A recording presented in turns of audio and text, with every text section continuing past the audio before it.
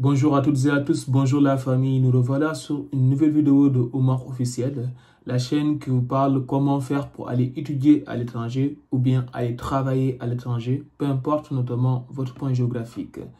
Comme on a l'habitude de le faire, donc on vous accompagne, on vous donne les bons conseils, on vous donne les bonnes astuces à travers ma chaîne YouTube, à travers mon compte Instagram, à travers mon compte TikTok. Voilà, donc pour réaliser vos rêves. Donc ce n'est pas seulement dédié au Canada.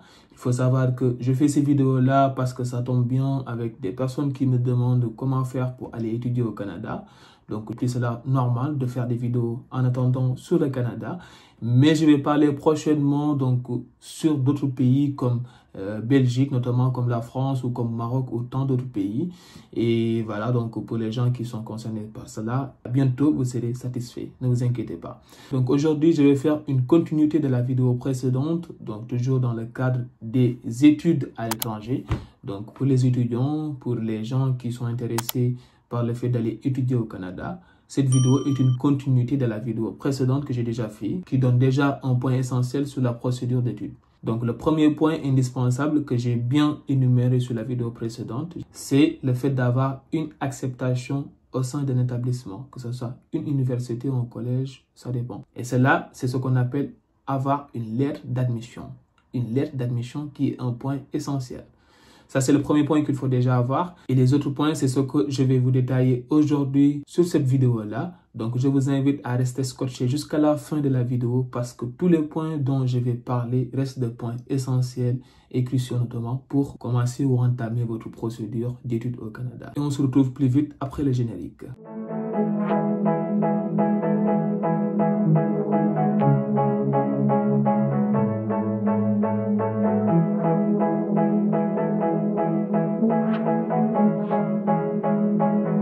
Je commencerai déjà à répondre à une personne qui se pose la question de savoir comment ou pourquoi devrais-je aller étudier au Canada. Je vais te donner 3 réponses donc, à cette question-là. La première réponse, c'est le fait que le Canada, c'est un pays très développé, raison pour laquelle actuellement on parle même d'immigration vers le Canada. Ce n'est pas vraiment donné à tous les pays. Le deuxième point, c'est le fait que le niveau d'études au Canada, c'est le high level. Donc, ces écoles et ces universités sont reconnues mondialement. Et du moment où c'est reconnu mondialement, si vous avez un diplôme qui vient de ces écoles-là, partout où vous irez, notamment dans ce monde, vous pourrez intégrer une société, une entreprise facilement. Voilà, parce que ça vient notamment du Canada, ça ne vient pas de Malawi, entre guillemets, ou de Colabane, si vous voulez. Donc, vous avez facilement la possibilité d'intégrer une entreprise. Ça, c'est ce qui se passe, je le dis, voilà, en vrai. Le troisième point ou la troisième réponse, c'est le fait que quand vous êtes au Canada, vous avez la possibilité d'évoluer dans le milieu professionnel. Donc, si vous êtes un étudiant, vous avez la possibilité de travailler. Et ça aussi, ce n'est pas donné à tout le monde. Il y a certains étudiants qui ont vraiment la possibilité de travailler au Canada. En tout cas, la majeure partie, mais je ne dis pas c'est à 100%. Voilà, donc là, c'est un avantage. Vous avez la possibilité d'étudier et de travailler en même temps. Et une fois que vous aurez aussi terminé vos études, il vous donne quand même la possibilité de faire une demande de résidence permanente. C'est-à-dire que vous soyez un citoyen canadien. Et là, dans ce cas, c'est parce qu'ils ont trouvé un potentiel en vous. Et c'est la raison pour laquelle ils font ou ils donnent notamment ces avantages-là pour que les étrangers viennent au Canada. C'est simple comme bonjour. Ça, c'est pour celui qui se pose la question. Et il faut comprendre que, et spécifiquement pour ce qui concerne les étudiants, il y a 800 000 étudiants présents en ce moment au Canada. Pour vous dire que vraiment, les universités ou les écoles donnent des opportunités aux étrangers pour qu'ils viennent, pour qu'ils puissent venir au Canada et suivre leur cursus universitaire. Ça n'arrive pas tout le temps, donc du moment où les portes sont ouvertes, il faut en profiter pour en faire partie. Et en ce qui nous concerne aujourd'hui, je vais vous parler des procédures d'aller étudier au Canada. Le premier point est déjà détaillé sous la vidéo précédente, qui est le fait d'avoir donc un programme d'études dans une université ou bien dans un collège. J'ai donné des exemples d'universités qui acceptent les étrangers et j'ai aussi dit que la majeure partie des acceptations, voilà, c'est soit notamment des demandes en licence ou bien dans des collèges ou dans des écoles. Pour le reste, c'est souvent notamment assez critique, mais ça ne veut pas dire qu'il n'y a pas de chance. Voilà, c'est juste que voilà, la majeure partie, c'est des acceptations au collège ou bien la licence dans une université. Donc, le premier point, c'est le fait d'avoir un programme d'études dans une université, dans un établissement.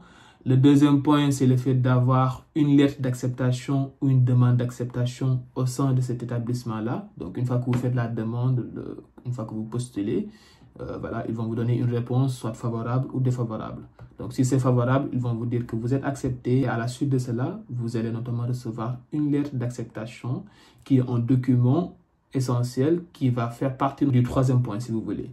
Donc, le troisième point de la procédure, c'est le fait d'avoir un permis d'études. Donc, une fois que vous avez la lettre d'acceptation, en ce moment-là, vous pourrez notamment faire la demande de permis d'études qui vous permet d'atterrir sur le territoire canadien. Et du moment où vous avez en tout cas une lettre d'acceptation au sein d'un établissement, ce que je vais vous conseiller, c'est qu'il y a le site de canadavisa.com qui vous permet notamment de faire, si vous voulez, une simulation sur votre situation pour savoir si vous avez besoin d'un permis d'études ou pas.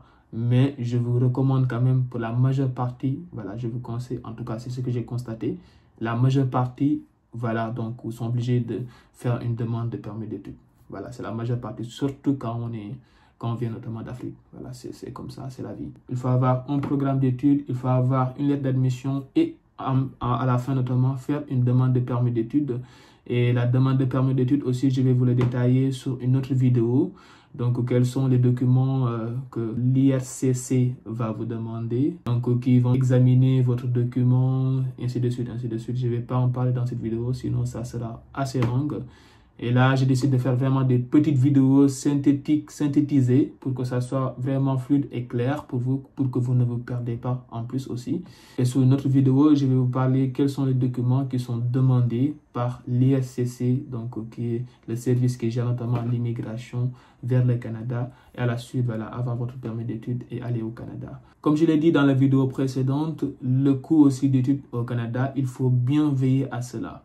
Donc, ça dépend des universités, ça dépend des provinces, mais le coût en moyenne, si vous voulez, ça va aux alentours de 20 000 $ canadiens pour les frais d'études. Si vous voulez, ça, c'est les frais de scolarité. Voilà, 20 000 $ canadiens.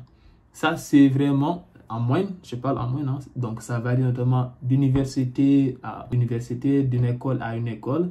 Ça dépend de chaque école, sa politique et tout. Et il y a le fait, comme je l'ai dit aussi, il y a des universités qui donnent des bourses d'études.